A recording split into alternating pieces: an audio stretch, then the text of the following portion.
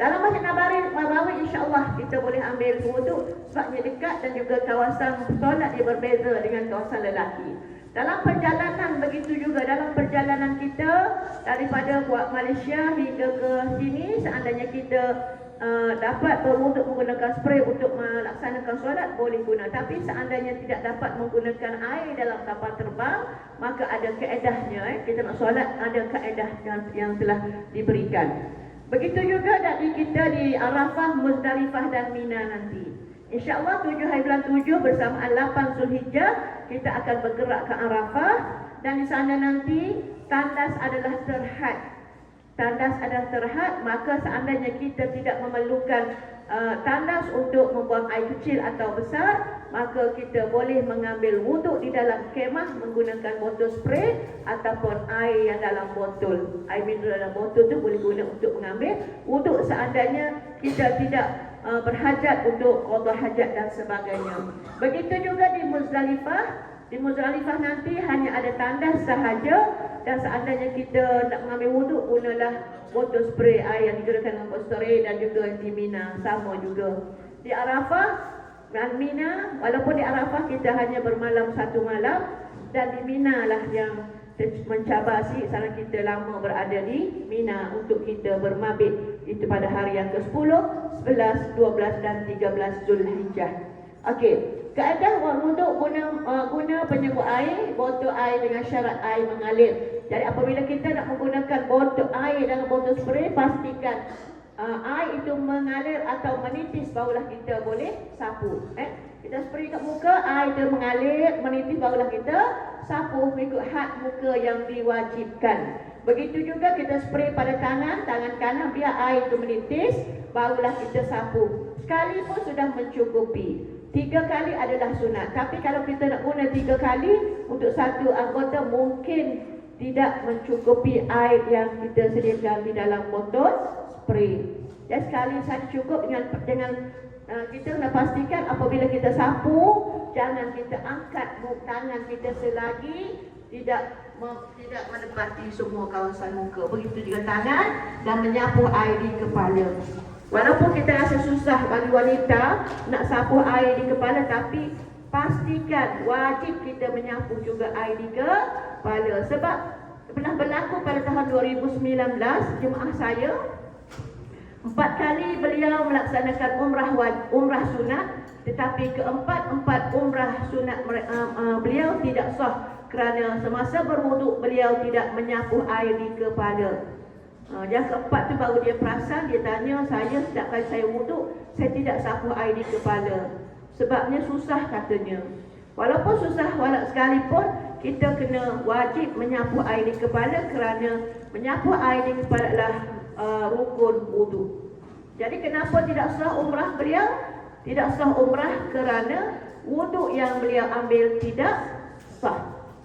Walaupun tawaf dia cukup 7 pusingan dengan sempurna, tapi kerana wuduk dia tidak sempurna, maka tawaf dia pun tidak sempurna. Maka pastikanlah kita mengambil wuduk dengan sempurna.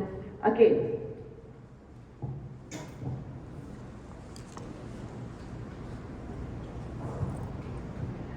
Amalan sunat semasa wuduk, ini saya tak perlu sentuh sebab semua kita sedia maklum. Sebelum kita berwuduk, kita disunatkan bersugi menghadap ke arah kiblat, membaca basmalah iaitu bismillah, mencuci 2 tapak tangan hingga pergelangan tangan. Itu semua kita sedia maklum. Antaranya sunat-sunat wuduk. Kalau kita dekat bilik kita di hotel, maka kita buatlah benda-benda yang sunat. Tapi kalau kita berada di atas Masjidil Haram menggunakan air yang disediakan dalam botol spray, maka kita tak perlulah ambil yang perkara sunat. Okey, perkara batal wuduk. Keluar sesuatu sama ada benda keras, cecair atau angin dan sebagainya daripada 2 jalan, yakni kubur dan dubur. Hilang ingatan dengan sebab gila, pengsan, mabuk, pitam atau tidur yang tidak tetap kedudukan punggung. Bersentuhan kulit antara lelaki dan perempuan yang bukan mahram dengan tidak berlapis. Menyentuh kemaluan yakni kubur dan dubur dengan tapak tangan atau perut anak jari sama ada kemaluan sendiri atau orang lain. Ini adalah perkara yang membatalkan wuduk. Macam mana keadaan wuduk kita semasa di tanah suci? Hukum asal bersentuhan kulit lelaki dengan perempuan yang halal nikah tanpa lapik adalah membatalkan wudu. Namun ada rukhsah, yakni ada keringanan yang Allah berikan kepada umat Islam dalam melaksanakan perintah Allah di saat-saat darurah, masyaqqah dan hajat. Jadi dalam keadaan sedemikian, seandainya kita bersentuhan kulit antara lelaki dan wanita yang bukan mahram tanpa berlapik, maka hukumnya pada asalnya hukum membatalkan wudu. Tetapi dalam keadaan masyaqqah, dalam keadaan yang kita kata kesesakan, maka kita dalam masa tersebut Allah Subhanahu Wa Taala memberi keringanan bahawa apabila bersentuhan tanpa lapik maka tidak membatalkan wudu seandainya sentuhan itu tidak menimbulkan syahwah. Contoh yang senanglah sekali. Masa jemaah lelaki tawaf disunatkan beriktibar, membuka bahu kanan. Apabila kita tawaf, tiba-tiba datanglah jemaah daripada negara Pakistan ke negara Mesir ataupun yang tak kira lah jemaah wanita, tiba-tiba apabila beliau mereka tu beristilam, tiba-tiba tangannya sentuhlah bahu kita, bahu lelaki tersebut, jemaah lelaki. Kalau sentuhan itu tidak menimbulkan syahwah, maka tidak membatalkan wudu. Tetapi seandainya sentuhan itu puk tangan kena bahu kita pun tengok, Masya Allah cantiknya, tiba-tiba naik syahwah, maka terbatallah wudu kita orang lelaki. Tuan-tuan lah, bukan saya, sebab saya perempuan. Okey, bagi jemaah wanita pula, semasa kita tawaf, muka kita terbuka, ingat tiba-tiba datanglah jemaah Arab, istilah dia tinggi puk kena muka kita tak rasa apa pun. Tapi seandainya kita tengok tu, handsome dia, sedang tawaf contoh, tiba-tiba satu perasaan bersyahwat, maka batal wudu. Begitu juga tuan-tuan dan puan-puan bersama berpimpinan dengan isteri atau suami. Rasa pada asalnya kita ni dalam keadaan berlapik, tiba-tiba tersentuhlah, maka ada satu gegaran antara suami isteri. Apabila gegaran itu siapa yang timbul syahwat, maka dialah yang batal wudu.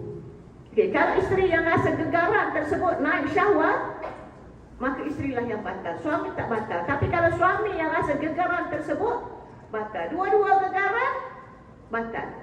Ingat, walaupun kalau nak badan berlapik tak masalah. Yang masalahnya tidak berlapik. Kita di Malaysia, contoh negara kita Malaysia, sama juga. Contohnya kita apabila bersentuhan kat negara Malaysia memang batal. Jangan pula kita buat hukum yang sama balik ke negara kita nanti. Jangan kita buat balik ke Malaysia. Kat Mekah boleh pun bersentuhan tak berlapik, tak batal. Tapi batal, naik syahwah ke tak naik syahwah pun tetap batal kalau kita di negara kita. Okey. Oleh itu boleh beralih dari pandangan Syafi'i yang masyhur kepada pendapat Syafi'i yang marjuh, iaitu tidak batal wudu jika berlaku persentuhan lelaki dan perempuan tanpa syahwat dalam masyaqqah dan haraj seperti kesesakan di dalam semasa kita tawaf, tempat tawaf. Dan bila kita boleh guna pakai wudu tersebut? Pendapat ini diguna pakai ketika bermula dari keluar bangunan penginapan di Makkah atau di Madinah nanti.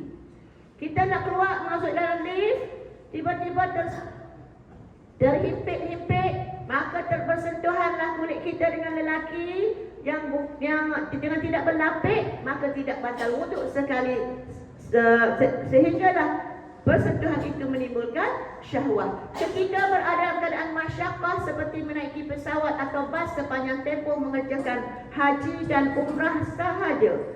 Ini digunakan pakai semasa haji dan umrah sahaja. Balik ke tempat air, tanah air kita tidak boleh guna pakai. Sah digunakan pakai untuk tawaf dan sebagainya selagi wudu tidak terbatal mengikut mazhab Syafi'i. Bersentuhan tanpa syahwat tidak membatalkan wudu, dan wudu itu tersebut boleh guna untuk tawaf, solat, memegang Al-Quran dan sebagainya. Bukan guna untuk tawaf sahaja, tetapi segala ibadah kita.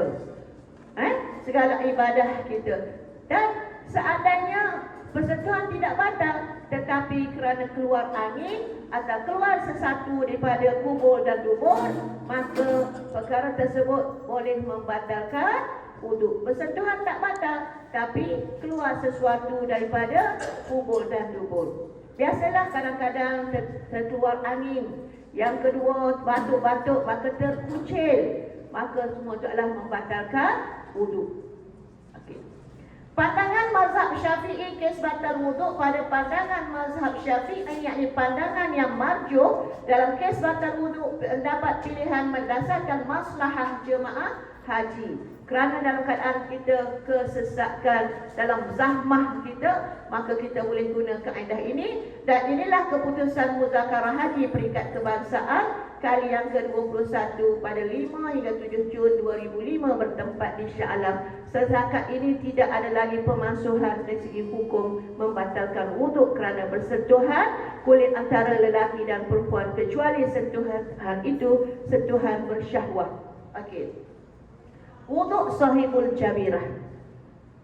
Apakah dikatakan wuduk sahibul jabirah? Maksudnya menyapu air di atas balutan atau simen atau seumpamanya bagi anggota wuduk ketika berwuduk. Tuan-tuan, puan-puan, dalam perjalanan kita menuju ke Masjidil Haram, pastikan kita berhati-hati. Kerana jalan ke sana kadang-kadang tu ada lubang, pastikan berhati-hati. Masuk bilik air, pastikan, sebab dah 2-3 orang jemaah kita yang ada yang pertama sampai KT 28 sampai maghrib, nak solat subuh, tergelincir dalam bilik air, patah tangan. Baru 2-3 hari lepas pihak hospital Arab, bukan hospital kita ada hospital di Shisha. Tapi doktor di Shisha tak dapat nak buat sebab tiada kepakaran dengan barang-barang tak ada, maka terpaksa hantar ke hospital King Abdullah dan dipindahkan ke hospital King Faisal. Barulah pihak hospital King Faisal melaksanakan masuk besi 7 skru doktor masukkan. Jadi kita berhati-hati dan ada jemaah wanita juga yang terseliuh tangan dalam bilik air juga. Jadi pastikanlah tuan-tuan puan-puan berhati-hati semasa berada dalam bilik air. Kita pastikan sebab kita ni dah tak lama nak pergi ke Arafah. Tapi seandainya berlaku juga, itu adalah kehendak Allah Subhanahu Wa Taala. Jadi macam mana orang yang mendapat kemudaratan macam yang sedemikian, maka jemaah tersebut perlu membasuh anggota wuduknya yang sihat dan menyapu pada jabirah. Macam contohnya jemaah yang patah tangan tadi, doktor simin daripada sini ke sini, jadi melibatkan anggota wuduk. Tapi apabila nak keluar tu, dia minta doktor simin buang sini, hanya daripada atas sini sahaja. Jadi begitu, kalau kita terpaksa kena simin, maka semasa kita nak berwuduk, macam biasa basuh muka ikut hak dia. Okey, basuh tangan yang sihat macam biasa. Tangan yang terpaksa simin hanya kita ambil air, sapu sahaja. Sapu saja, tak perlu basuh, tak perlu nak buka simin, tak buka balutan, tak perlu, cuma sekadar simin, sapu air di atas simin itu saja, di atas balutan itu sahaja. Okey, digalakkan untuk i'adah, yakni ulang solat yang dilakukan dengan wuduk sahibul jabirah. Setelah doktor buang simin tersebut, maka kita digalakkan untuk ulang balik solat kita semasa kita mengambil wuduk secara sahibul jabirah.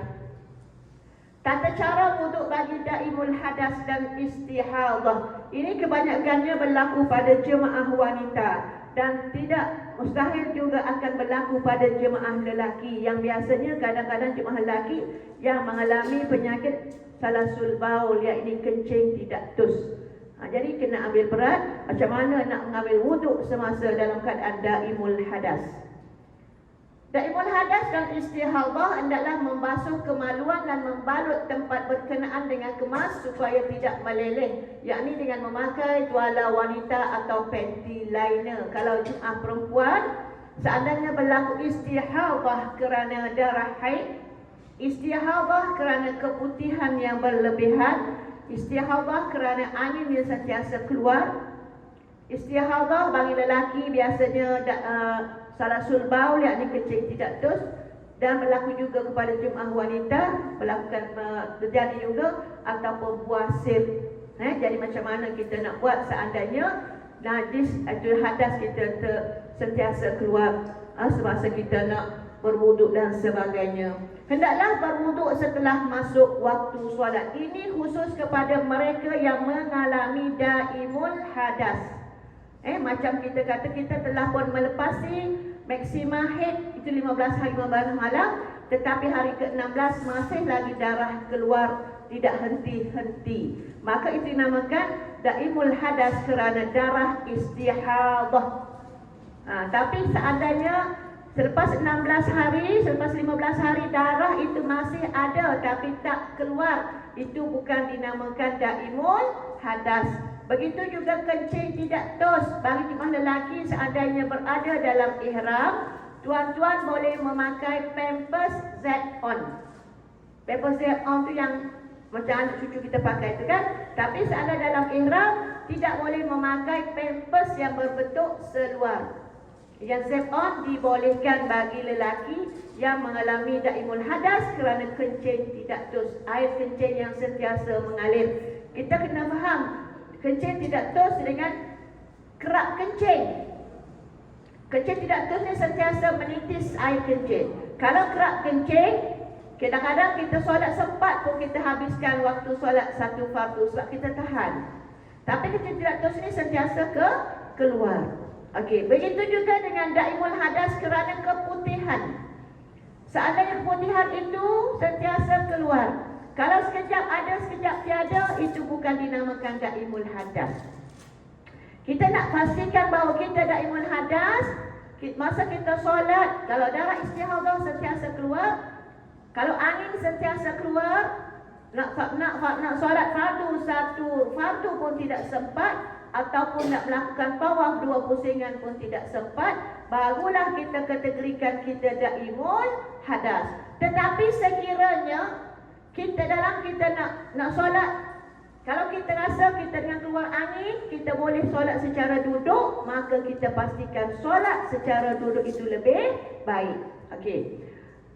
Untuk solat, untuk wuduk orang yang daimul hadas, satu wuduk untuk satu fardu dan beberapa sunat. Wuduk untuk satu tawaf dan beberapa tawaf sunat. Ini adalah yang dikategorikan mereka yang mengalami daimul hadas. Kalau orang biasa yang tidak ada masalah sedemikian, kalau tahan wuduk daripada zuhur, asar, maghrib, isyak, tidak menjadi masalah macam biasa. Jadi pastikan apabila masuk waktu barulah kita mengambil wuduk. Dengar je azan di Masjidil Haram, barulah kita proses basuh, pakai semua, ambil wuduk, terus kita ke masjid. Perjalanan daripada hotel kita Abrash Jannah Riyadh mengambil masa berapa minit? 15 minit ada? Dalam 15 minit. Jadi apabila kita dah siap, dah berwuduk, pastikan wuduk apabila masuk waktu. Masuk waktu baru boleh berwuduk, proses pembersihan dan sebagainya. Sebelum tu tak boleh.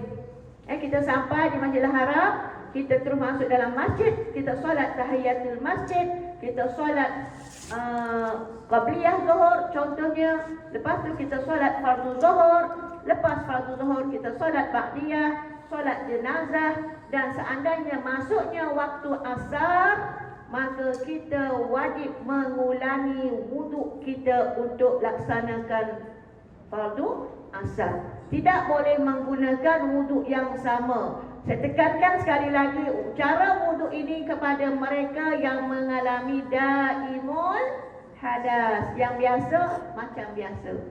Okey.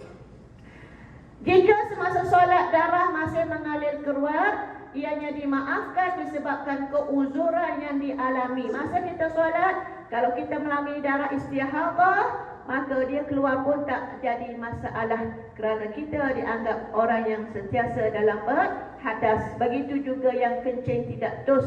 Semasa kita solat, kita tawaf, air kencing mengalir pun tidak menjadi masalah. Lafaz niat sahaja aku berwuduk kerana Allah Ta'ala. Tidak kata sahaja aku mengangkat hadas kecil kerana Allah Ta'ala. Kerana dalam tersebut kita menanggung hadas.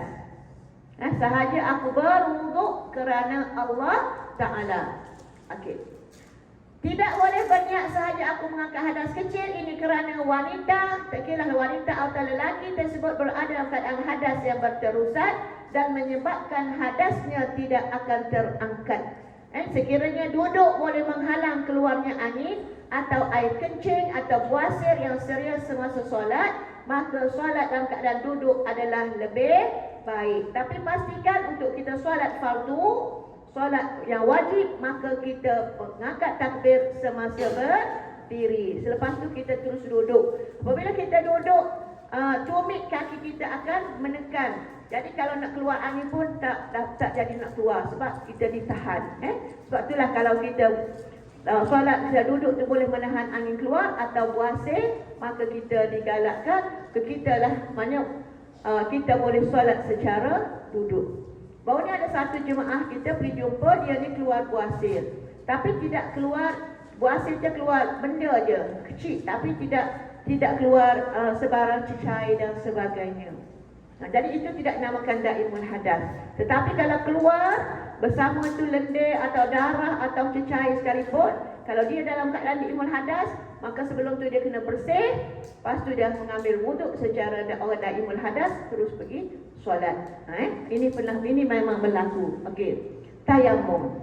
Tayamum saya rasa tak perlu disebutkan. Cuma apabila kita ditakdirkan oleh Allah, contohlah kita minta jauh.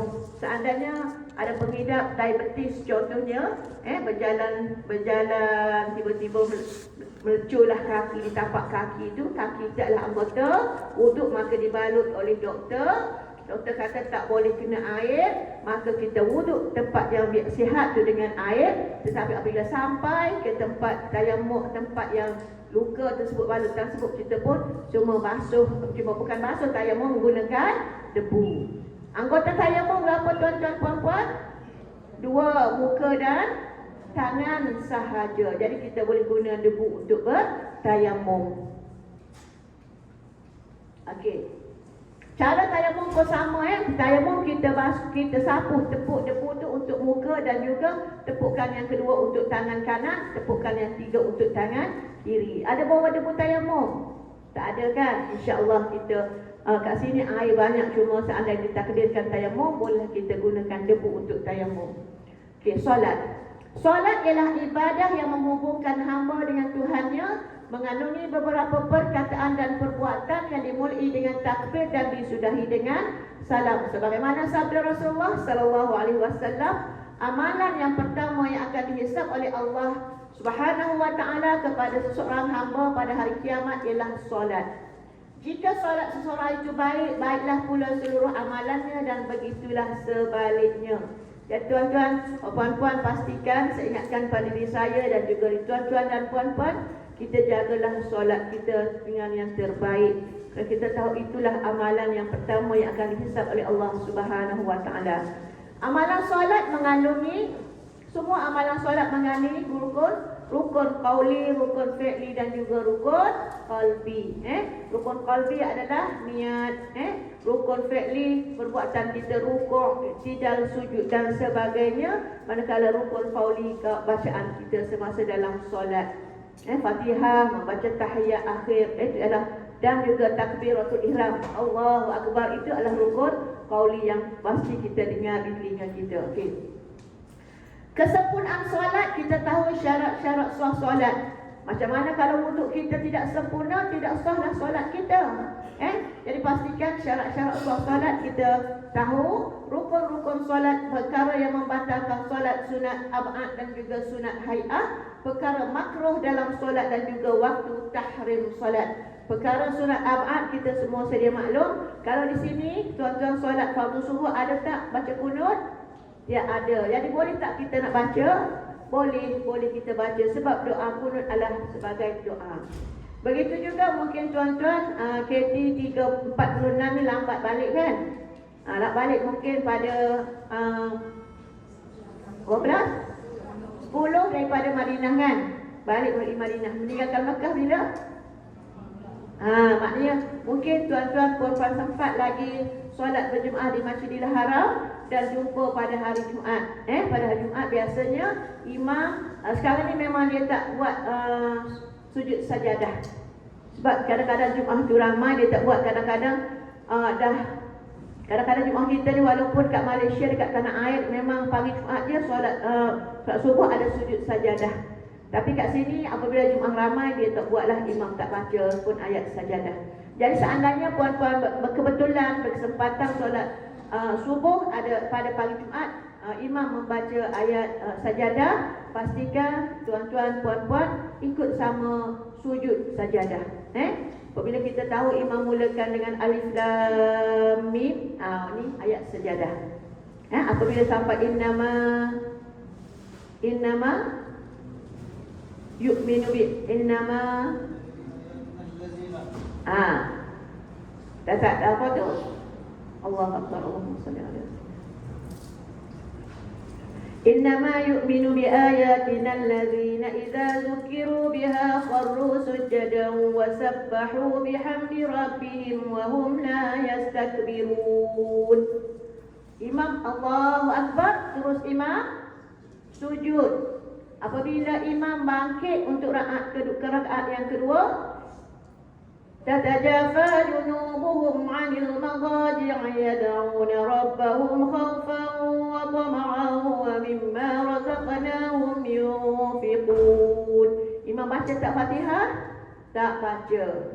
Imam pun terus rukuk, tidak sujud kita pun kena ikut. Kadang-kadang kita dah biasa solat sajadah, sujud sajadah ni dekat Malaysia. Tapi sampai sini kadang-kadang jadi lupa kadang-kadang. Imam ni sembahyang subuh 3 rakaat ke?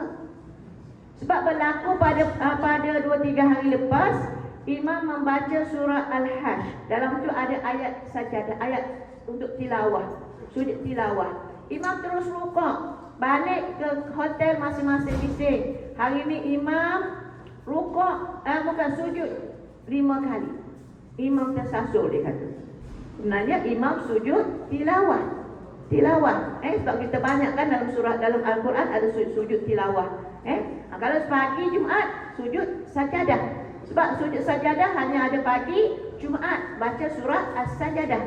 Jadi kita kena pastikan. Di Madinah insya-Allah, tuan-tuan berada di Madinah nanti 6 hari 5 malam. InsyaAllah akan, kalau sempatan berada di sana pada hari Jumaat, insyaAllah imam akan laksanakan sujud sajadah. Jadi pastikanlah kita tahu perkara-perkara makruh dalam solat dan juga waktu tahrim solat. Waktu tahrim solat sebagaimana kita semua sedia maklum, kalau kita di tanah air, selepas solat subuh, selepas solat asar, kita tidak boleh melakukan sebarang solat sunat kerana ada waktu tahrim. Tetapi di seluruh tanah haram Mekah, bukan sahaja di Masjidil Haram, di hotel kita, di mana-mana saja seluruh tanah haram Mekah, tidak ada waktu tahrim. Jadi seandainya tuan-tuan, puan-puan nak solat sunat selepas asar, walaupun selepas asar tidak ada solat ba'diyah asar, tapi tuan-tuan, puan-puan boleh buat solat lain. Solat apa? Solat hajat, solat taubat pun boleh laksanakan kerana tidak ada waktu tahrim di seluruh tanah haram Mekah. Begitu juga lepas subuh. Kita boleh solat walaupun lepas subuh tidak ada solat ba'diyah subuh. Bolehlah laksanakan apa jua solat-solat sunat yang lain. Tetapi di Madinah ada waktu tahrim. Sebagaimana kita di tanah air, lepas asar, lepas subuh tidak boleh melakukan sebarang solat sunat. Mekah sahaja, bukan sekadar di masjid, tapi seluruh tanah haram Mekah, termasuk di bilik penginapan kita, di surau, di bahagian P dan sebagainya. Waktu haram solat yang tiada bersebab, inilah yang biasa berlaku kalau kita berada di tanah air kita ataupun di Madinah. Tetapi seandainya solat yang didahului oleh sebab mempunyai tidaklah dilarang, seperti solat qada. Solat qada kita boleh solat bila-bila masa, solat jenazah, solat tahiyatul masjid, solat sunat wudu dan sebagainya. Inilah solat sunat yang boleh kita lakukan walaupun berada dalam waktu tahrim, kerana ianya apa didahului oleh sebab tidaklah dilarang. Okey. Solat jenazah. Pada jemaah lelaki memang pastinya memang mereka sentiasa melakukan solat jenazah jika ada kematian. Jemaah wanita pernah lakukan solat jenazah? Pernah. Ada yang pernah, ada yang tak pernah. Jadi ambillah kesempatan tuan-tuan puan-puan semasa berada di sini. Biasanya selepas solat fardu ada sahaja solat jenazah yang dilakukan. Jadi jemaah perempuan pastikan boleh sama-sama solat jenazah di Masjidil Haram. Hukum solat jenazah adalah fardu kifayah. Wanita juga boleh menunaikan solat jenazah berjamaah bersama-sama dengan lelaki. Kalau kita di Masjidil Haram, selepas solat fardu, muazzin akan kata kita akan solat jenazah. Kita tak faham pun kadang-kadang kan. Jadi kita ikut je imam. Ikut je solat jenazah bersama imam. Biasanya ditunaikan selepas solat fardu. Ada yang bertanya, adakah kami perlu solat ba'diyah terlebih dahulu atau solat jenazah? Seeloknya solat jenazah terlebih dahulu, barulah kita laksanakan ba'diyah, zuhur dan sebagainya. Sebab kita kadang-kadang kita tak tahu, kadang-kadang imam tu lepas solat fardu je, muazzin kata umum solat jenazah terus bangun. Jadi kita masa tu sedang solat sunat ba'diyah, terkejar-kejar kita. Jadi lebih baik solat jenazah dahulu. Okey, antara rukun solat jenazah, niat mendirikan solat jenazah, berdiri bagi yang berpuasa 4 kali takbir. Tidak ada sujud, tidak ada rukuk dan tidak ada sujud. Hanya 4 takbir. Takbir yang pertama, antara niatnya sebelum tu, sahaja aku solat jenazah, 4 takbir fardu kifayah, mengikut imam kerana Allah Ta'ala. Kita tak tahu kita solat tu satu jenazah ke, 2 jenazah ke, jenazah wanita ke, jenazah lelaki, kita tak tahu. Jadi kita ikut imam, senang. Takbir pertama imam Allahu Akbar, kita pun sama takbir Allahu Akbar. Terus baca Fatihah, tidak perlu baca doa iftitah. Takbir yang kedua Allahu Akbar, selawat atas Nabi. Paling pendek Allahumma salli ala Muhammad. Panjang sikit Allahumma salli ala Sayyidina Muhammad wa ala ali Muhammad. Panjang lagi Allahumma salli ala Sayyidina Muhammad wa ala ali Muhammad kama sallaita ala Ibrahim hinggalah fil alamin innaka Hamidun Majid. Takbir ketiga Allahu Akbar, doa ke atas jenazah. Paling pendek Allahumma ghfir lahum. Panjang sikit Allahumma ghfir lahum warhamhum wa'afihim wa'fu anhum. Panjang lagi Allahumma ghfir lahum warhamhum wa'afihim wa'fu anhum wa wassi' mudkhalahum dan seterusnya. Pendek pun tak ingat, apalagi yang panjang. Maka baca doa dalam hati, ya Allah, ampunlah dosa jenazah ini. Itu je. Takbir keempat, Allahu Akbar. Assalamualaikum warahmatullahi. 4 takbir tanpa rukuk dan sujud. Mudah ke senang? Mudah ke susah?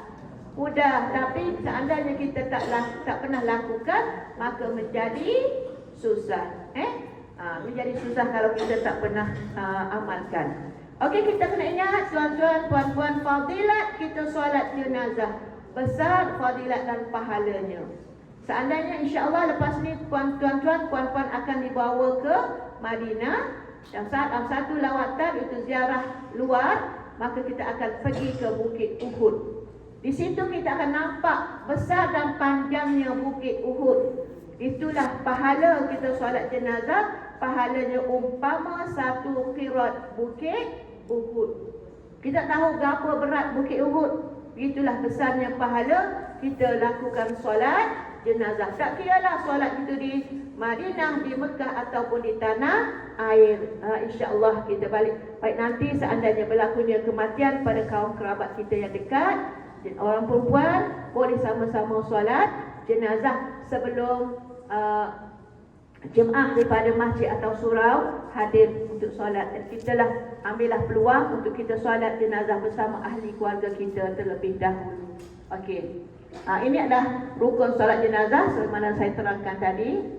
Okey, kalau kita dekat Malaysia, kita tahu contohnya jenazah itu lelaki, maka kita baca doa Allahumma ghfir lahu warhamhu wa'afihi wa'fu anhu. Kalau jenazah perempuan, Allahumma ghfir laha warhamha wa'afiha wa'fu anha.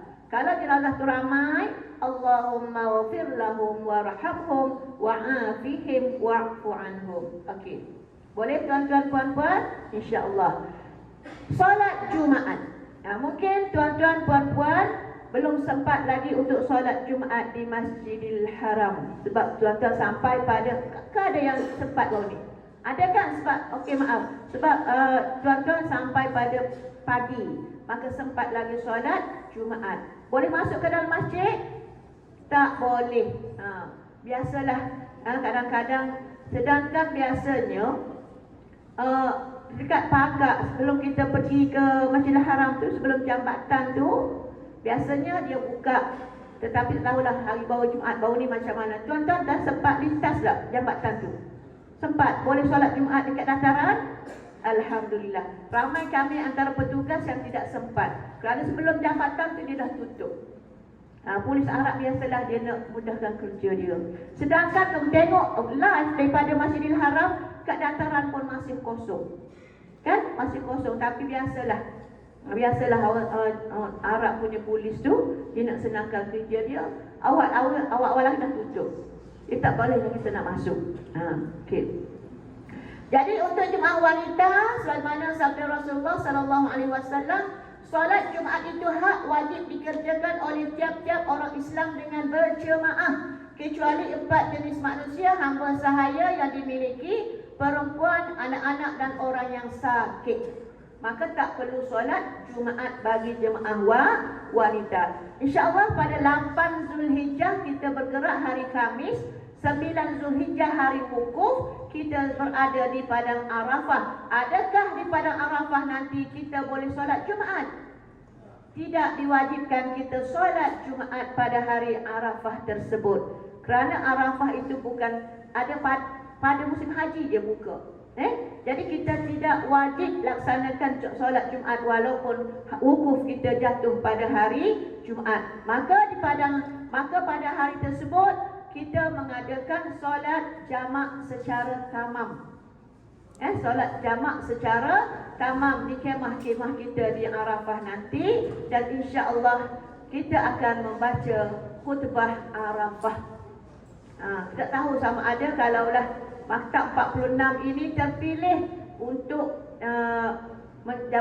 yang berhormat Menteri Agama kita sekarang ni, insya-Allah pada jam 10 pagi Yang Berhormat Menteri akan berada di lantai P untuk bersama-sama dengan jemaah.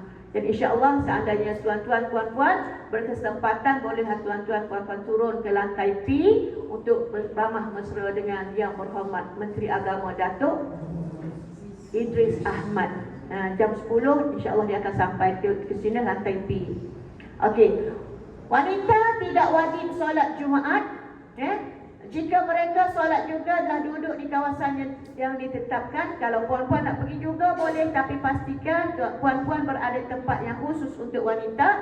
Kalau di Masjid Nabawi, insya-Allah puan-puan boleh solat Jumaat, kerana di Masjid Nabawi ada tempat khas untuk wanita. Okey. Selesai solat Jumaat, wanita tidak perlu solat Zuhur. Tidak perlu solat Zuhur, dan lebih afdal solat Zuhur di kediaman sendiri. Sebab itulah mungkin ada di kalangan perempuan yang baru sampai baru ni, boleh sama-sama solat Zuhur bersama saya baru ni. Ada kesempatan? Okey, sebelum kita solat Zuhur berjemaah, kita solat tasbih. Alhamdulillah, kalau puan-puan berkesempatan baru ni, alhamdulillah kita dah buat. Tapi memang perancangan saya akan untuk hari Jumaat yang terdekat, tapi dah kita berada di Arafah. Tapi insya-Allah lah, alhamdulillah, yang mana puan-puan kesempatan baru ni boleh sama-sama kita buat solat tasbih dan juga solat zuhur secara berjemaah. Solat kerana menghormati waktu adalah solat yang didirikan dilakukan oleh orang yang tidak ada kemudahan atau kemampuan untuk bersuci atau berhalangan menggunakan air, yakni fakih tahuran, contohnya seperti dalam kapal terbang, dalam bas dan sebagainya. Semasa tuan-tuan puan-puan dalam pesawat, adakah melibatkan waktu solat? Solat apa? Zuhur. Subuh. Solat subuh. Sempat solat subuh atas kapal terbang? Solat. Ada wuduk? Ada. Maka kalau yang telah berwuduk boleh solat seperti biasa, tapi yang tidak dapat berwuduk, maka kita boleh solat secara menghormati waktu. Apabila sampai di Mekah, waktu subuh masih ada, maka kita ulang balik solat subuh tersebut. Tetapi seandainya solat subuh tersebut telah habis, maka kita wajib qada solat subuh tersebut. Okey. Solat hormat waktu bagi fakir tahuran ketika musafir boleh dijamakkan secara jamak takhir, sahaja dan qasar. Contohnya tuan-tuan dan puan-puan akan ke Madinah nanti, mungkin kita berlepas daripada sini sebelum zuhur contohnya. Dalam perjalanan ke Madinah mengambil masa 6 jam menaiki bas, mungkin bas tidak berhenti di mana-mana R&R. Seandainya bas berhenti, maka kita boleh buat solat jamak dan qasar di R&R. Seandainya bas tak berhenti, maka kita boleh solat tanpa wuduk, kita boleh solat sebagai solat menghormati waktu di atas bas. Seandainya bas tak berhenti. Kalau dia berhenti, maka kita boleh solat jamak di dalam di R&R. Kalau tak berhenti, kita kena solat hormati waktu. Keadaannya adalah secara jamak takhir dan qasar. Kalau kita melibatkan waktu zuhur dan asar, kita masukkan solat zuhur ke dalam waktu, masukkan waktu asar, masukkan zuhur ke dalam waktu asar. Seandainya sampai di Madinah, kita tak boleh lagi laksanakan jamak tersebut kerana telah terputus musafir. Tapi biasanya insya-Allah bas akan berhenti di R&R. Itu arahan yang biasanya kita berikan kepada driver bas, kena berhenti untuk salat jamak dan qasar di R&R. Dan saya ingatkan, jangan kita bayangkan apabila sebut R&R macam R&R di tanah air. Siapa yang telah datang umrah boleh tengoklah macam mana R&R Arab Saudi. Kita bayangkan R&R, kalau kat kita nak baring-baring pun boleh kan? Tapi kat sini tengoklah akan tuan-tuan puan-puan dapat tengok dan dapat tengok macam mana keadaan R&R di sini. Okey. Masbuk dan muafiq, saya rasa semua dah maklum. Jadi saya ingatkan kepada tuan-tuan dan puan-puan, janganlah kita di sini selalu menjadi makmum masbuk. Sebab di sini kita tak fikir pun benda-benda lain, kita fikir untuk beribadah sahaja kan. Tak fikir nak masak nasi, nak goreng ikan dan sebagainya. Tak perlu fikir nak buat kerja dan sebagainya. Jadi pastikan, kalau dapat, pastikan tuan-tuan dan puan-puan menjadi makmum yang muafiq insya-Allah. Mungkin di akhir-akhir ni, mungkin puan-puan tidak nak pergi masjid, mungkin dah ramai. Pastikan boleh puan-puan berjemaah di sini pun boleh, berjemaah di lantai P pun boleh. Kalau tak sempatan untuk ke Masjidil Haram, kita masih ada berbaki lebih kurang 5 hari lagi. Pastikan kesihatan kita dijaga, kita jaga kesihatan kita. Begitu juga kalau tuan-tuan, puan-puan ada hajat untuk laksanakan umrah sunat, saya nasihatkan berhenti seketika. Sebab kita nak jaga kesihatan kita. Kita pulun umrah sunat, tiba-tiba nak pergi ke hari wukuf, kita jatuh sakit dan sebagainya. Jadi kita jaga kesihatan. Balik daripada sana, insya-Allah masih banyak waktu. Boleh tuan-tuan dan puan-puan berulang-alik ke mikot untuk laksanakan umrah sunat. Okey. Kaifiah solat dalam keadaan sakit kita tahu sebagaimana hadis Rasulullah tadi, maknanya amalan yang pertama akan dihisab adalah solat. Maka pastikan walau apa jua dalam keadaan kita solat, walaupun keadaan kita sakit, terbaring, tak dapat bangun, maka kita pastikan solat kita dijaga. Seandainya kita hanya tak dapat nak bangun dan sebagainya, hanya kita solat, maknanya dikerjakan solat dalam hati pun kita buat. Sebab kita tak naklah kita ni meninggalkan waktu solat. Okey. Adab dalam masjid seperti biasa, niat iktikaf bila masuk masjid. Solat sunat tahiyatul masjid sekiranya tidak terus tawaf. Seandainya tuan-tuan pergi awal ke masjid, tuan-tuan digalakkan perbanyakkan tahiyatul bait, iaitu tawaf Baitillah sebagai menghormati Baitillah. Seandainya tuan-tuan pergi lewat, maka tuan-tuan boleh lagi solat tahiyatul masjid. Okey. Banyakkan solat sunat, membaca Al-Quran, berzikir, bersedekah, menjauhi perbuatan haram, makruh dan sebagainya. Okey, ini solat qasar. Semua rasanya dah maklum. Biasanya apabila kita akan bermusafir, kita belajar solat qasar dan solat jamak dan sebagainya. Ada solat jamak terlebih dua, jamak takdim dan juga jamak takhir. InsyaAllah perjalanan kita akan yang terdekat kita akan menuju ke Arafah. Di Arafah kita laksanakan jamak secara tamam. Tidak boleh jamak qasar, solat hanya jamak tamam. Itu 4 untuk zuhur, 4 rakaat untuk asar. Kita laksanakan dalam waktu zuhur. Okey. Solat jamak di Arafah dan di Mina harus jamak solat fardu di Arafah dan Mina. Solat jamak secara tamam, tidak qasar sebab kita bukan musafir. Kalau kita ambil, kenapa harus kita jamak? Kerana nusuk dan juga kerana masyaqqah. Kerana nusuk, kerana ibadah, kerana masyaqqah, mungkin kerana air, maknanya kita terpaksa beratur panjang untuk membaharui wuduk dan sebagainya. Jadi kita ambil jamak secara tamam. Okey.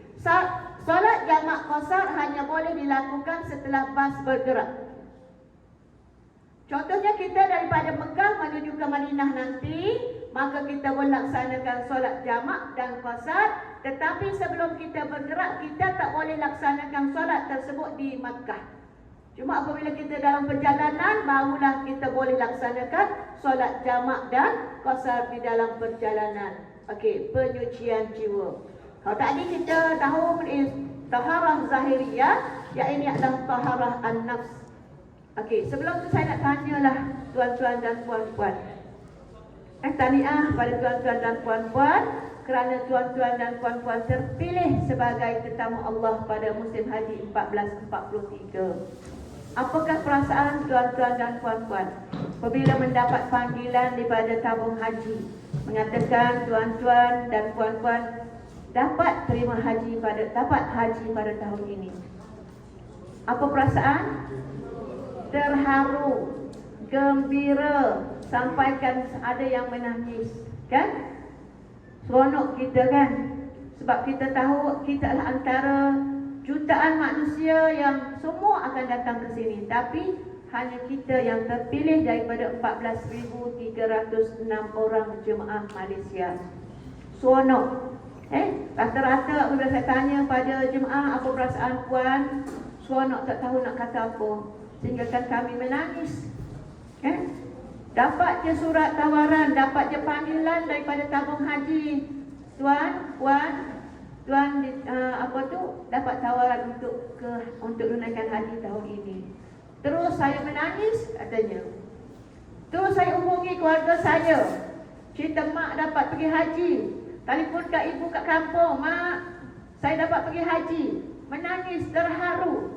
Sebab itulah sebelum kita datang haji, sebab kita tahu apakah makna lafaz talbiyah yang kita ucapkan. Labbaik Allahumma labbaik, labbaik la syarika laka labbaik, innal hamda wan ni'mata laka wal mulk la syarika lak. Aku datang menyahut panggilanmu ya Allah. Aku datang menyahut panggilanmu ya Allah. Kalau tidak ada panggilan Allah, tidak akan jejak kaki kita di bumi Makkah yang barakah ini. Tidak akan jejak kaki kita ke Madinah. Walaupun kita ada jutaan ringgit dalam simpanan, tapi kalaulah tidak ada jemputan Allah, tidak akan sampai kita di sini. 2 tahun tuan-tuan dan puan-puan.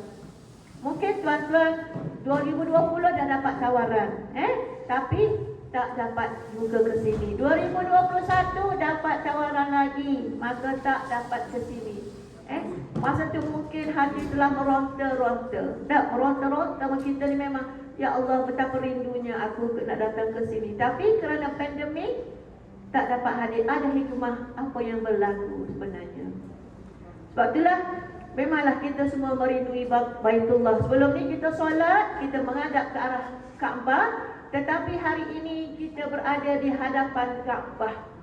Sebab itulah semasa saya bersama tuan-tuan puan-puan, masa tuan-tuan puan-puan melaksanakan umrah yang pertama, ada di kalangan saya tengok terginang air mata apabila tengok Kaabah. Tidak mustahil. Tidak mustahil hari ini kita berada di hadapan Kaabah. Betapa rindunya kita, kan? Mungkin tuan-tuan balik nanti tempat yang paling tuan-tuan rindui. Walaupun sebelum ni tuan-tuan telah pun pergi ke Paris, ke Hanyai sebagainya, tapi tidak ada kita kata serindunya kita di sini. Macam saya samalah. Setakat ni saya bertugas setiap tahun 2020. Walaupun nama naik, tapi sama juga dengan tuan-tuan puan-puan tak dapat ke sini. Betapa rindunya kita, Okey, tuan-tuan dan puan-puan. Jadi apabila kita telah mendapat, kita berada di sini, sebelum kita datang, pertamanya mungkin kita telah melaksanakan sujud syukur, solat hajat, beritahu kawan, tolong doakan kita. Sebenarnya kita beritahu kawan, bukan kita minta sampul daripada mereka. Kita minta apa? Doa. Kita beritahu kawan kita, aku tahun ni dapat pergi haji, kau doakan aku dapat haji yang mabrur, kan? Kita tidak pernah mengharapkan daripada mereka apabila bersalah sampul. Tapi ada juga di kalangan mereka yang tak beritahu pun kawan-kawan. Takut bimbang, takut perasaan tu, takut kata nanti kawan kata, oh beritahu aku nak pergi haji tu, nak duit lah tu, nak sampul lah tu. Bukan sebenarnya, kan? Itu salah. Tapi kita kena wajib, kita beritahu kawan kita, Okey. Sekarang pun di saat-saat kita berada untuk menghampiri hari wukuf, boleh kita hantar WhatsApp pada kawan-kawan kita. InsyaAllah kami kat sini akan wukuf pada hari Jumaat. Tolong sama doakan kami agar Allah mempermudahkan urusan. Itulah doa dan harapan kita semua, Okey. Jadi pembersihan jiwa kita itu amat penting. Kita beribadah mana-mana pun, kebersihan jiwa kita amat penting, yakni dengan kita adanya perasaan ihsan, ikhlas hati kita melaksanakan ibadah, kesungguhan dalam ibadah, konsisten, sabar. Sebab itulah tuan-tuan dan puan-puan, khususnya jemaah wanita, halau di sini kita boleh sentiasa berstokin, sentiasa bersarung lengan. Pastikan kita balik nanti kita dapat istiqamah dalam penjagaan aurat. Sebab kita tahu jemaah kita wanita, aurat kita seluruh badan kecuali muka dan tangan. Pastikan kita balik, kita istiqamah untuk menjaga aurat kita, kita istiqamah menjaga waktu solat kita. Kita pastikan kita balik nanti kita dapat mempamerkan diri kita ke arah yang lebih baik, bukannya lebih buruk daripada sebelum datang haji. Kita ikhlas ke sini untuk kita menyempurnakan rukun Islam yang kelima, bukannya semata-mata kita balik untuk mendapat title haji dan hajah. Kita pastikan. Kadang-kadang tu apabila kita balik haji, orang tak panggil kita haji hajah pun kita nak marah, kan? Tapi bukanlah untuk KT46. Biasalah kadang-kadang kawan kita panggil mak, kawan kita panggil mak, tak menyahut pun. Apabila kawan kita haji mat, ya saya. Mah, tak menyahut pun kita, jalan je. Hajah Fatimah, oh saya.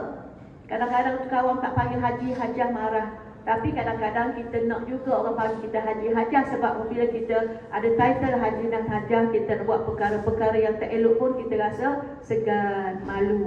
Oh pergi haji dah, tapi perangai itu lebih teruk daripada sebelum ni. Kalau sebelum ni kita merokok sebatang sehari, balik haji 4 batang sehari, tak putus-putus rokok tu.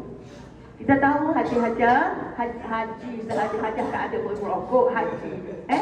Pastikan di sinilah untuk kita tarbiyah diri kita. Kalau sebelum kita merokok, masa balik ke tanah air nanti, kalaulah dapat kekalkan, di sinilah kita niatkan untuk diri kita, aku balik nanti aku akan tinggal rokok. Itu lebih baik insya-Allah. Jadi minta-mintalah, itulah doa kita. Arafah nanti kita doa, ya Allah, Kalau sebelum ni ya Allah aku kuat merokok, InsyaAllah lepas ni aku akan berhenti merokok. Biar ada azam kita. Itu kita tahu sebab merokok adalah hukum dia apa? Haram. Saya tak kata, tuan-tuan yang kata. Jadi pastikan. Okey. Dan sini sebenarnya tuan-tuan, apabila asap rokok je, maka bunyi loceng. Pernah dengar tak? Krek loceng. Itu dia dapat detect asap. Jadi kita pastikan kalau kita nak merokok biarlah keluar daripada bangunan. Ada kawan-kawan yang datang bawa bukan rokok daripada Malaysia, Marlboro-nya, Dunhill-nya bawa. Sebab dia kata kat sini susah nak beli. Susah nak beli memanglah. Tapi kalau boleh yang bawa tu simpan-simpanlah dulu. Simpan-simpanlah dulu. Okey. Kita lah selalu bersangka baik pada Allah dan manusia. Kita lah hendaklah ada dalam diri kita sifat husnuzan. Sebab kita bersangka baik. Seandainya Allah uji kita, kita bersangka baik pada Allah. Seandainya contohlah jemaah wanita, kebiasaan di Malaysia haidnya hanya 6 hari 7 hari, tetapi hari sampai sini haidnya tak kering-kering sehingga sekarang contoh. Ingat itu adalah ujian Allah. Allah nak bagi kita pahala yang lebih dengan sifat sabar kita dan sebagainya. Jangan kita nak cepat-cepat untuk ibadah sedangkan kita masih dalam keadaan berhadas haid. Ramai kadang-kadang pergi jumpa saya hari ini hari yang ke-7, biasanya 5 hari dia kat tanah air, tapi kat sini hari ke-7 masih ada, hari ke-12 masih ada. Ingatlah bahawa itu adalah ujian Allah. Jihad kita bagi orang jemaah wanita. Kalau jemaah lelaki zaman Rasulullah, kalau orang lelaki masa zaman Rasulullah, Sayyidatina Aisyah bertanya kepada Rasulullah, "Ya Rasulullah, apakah jihad bagi kami wanita?" Rasulullah jawab, jihad bagi wanita adalah haji dan umrah. Jadi kita ingat bahawa kita datang haji adalah jihad, satu jihad kita untuk kita semua. Jadi pastikan kita bersangka baik dengan Allah dan kata, "Ya Allah, apakah dosa aku? Apakah dosa aku sampai sini aku tak kering-kering haid sehinggalah nak pergi tawaf pun tak boleh. Kawan-kawan semua dah pergi tawaf dan sebagainya." Begitu juga tuan-tuan dan puan-puan, seandainya dalam bilik kita tu kita tak kenal pun rakan sebilik kita sebelum ini. Kecuali kita datang daripada kampung yang sama. Mungkin Tawang Haji dah susun, okey? Ni kawan sebilik dia di kampung yang sama. Daripada Sungai Tani, satu Sungai Tani, dalam bilik dia 6 orang. Tapi seandainya dalam bilik kita tu bercampurlah Johor ada, Kelantan ada, Terengganu ada, kita terima seadanya. Mungkin kawan kita itu adalah suatu hari nanti menjadi besan kita. Kalau yang muda-muda tu menantu, tak tahu kan? Sebab pernah berlaku sebelum tidur malam-malam sembang, kita dari mana? Terengganu. Anak berapa? 3. 2 kurang, 1 lelaki. Contoh. Oh, samalah saya. Yang ni orang Johor, contoh. Saya 3 juga. Dah kahwin ke semua anak? Belum. Oh, kalau macam tu bolehlah ya kita besan. Mana tahu? Doa tak haram. Tidak mustahil. Memang ramai kadang-kadang balik kan? Sebab ukhuwah kita. Sebab dalam Al-Quran, innamal mu'minuna ikhwatun. Kita semua adalah bersaudara. Dan di sinilah akan terjalinnya ukhuwah dan juga silaturrahim. Sebelum ni kita tak kenal pun. Rata-rata saya ziarah bilik, memang tanya, "Ya Allah, kami semua tak kenal sebelum ni." Kalau daripada Madinah, mungkin tuan-tuan dah kenal pun rakan sebilik tuan-tuan di Madinah. Dan daripada rakan sebilik di Madinah akan sama juga di Mekah. Tetapi tuan-tuan tak kenal pun sebelum ni. Jadi ada juga yang request, "Okey, saya di Madinah, saya nak di kawan saya sebilik, tak nak pisah." Apabila terpisah, ada juga maknanya ukhuwah tu dah jadi rapat. Apalagi tuan-tuan di sini. Tuan-tuan di sini berapa puluh hari berada di Mekah? 30 lebih kan? Lagilah rapat ukhuwah. Jadi itulah yang kita harapkan. Seandainya Allah tempatkan kita juga dalam bilik kita tu, kita ni semua muda. Tapi alhamdulillah tahun ini semua jemaah muda-muda belaka, 65 tahun ke bawah. Tapi sebelum ni 101 tahun pun ada. 101 tahun. Tapi kerana tahun ini diperketatkan dari segi umur, kesihatan dan sebagainya, maka alhamdulillah tuan-tuan, puan-puan dapat kawan-kawan yang muda-muda belaka. Tapi kalau yang dapat yang telah berusia lebih daripada kita, kita bantulah mereka. Kalau mereka sakit, bantu. Jangan kita tinggal. Okey, engkau, aku. Jangan. Kalau kita sentiasa kelima waktu ke masjid, itu adalah hablum minallah. Tetapi hubungan kita dengan manusia rakan sebilik dan sebagainya. Pastikan. Okey. Tingkatkan nafsu. Kita semua ada nafsu. Tapi nafsu itu tidak boleh dihapuskan. Nafsu, di sebaliknya nafsu boleh dididik dan ditarbiah. Kita semua ada nafsu. Tak boleh kita nak buang nafsu tu. Cuma kita boleh jadikan nafsu itu, janganlah jadi nafsu ammarah.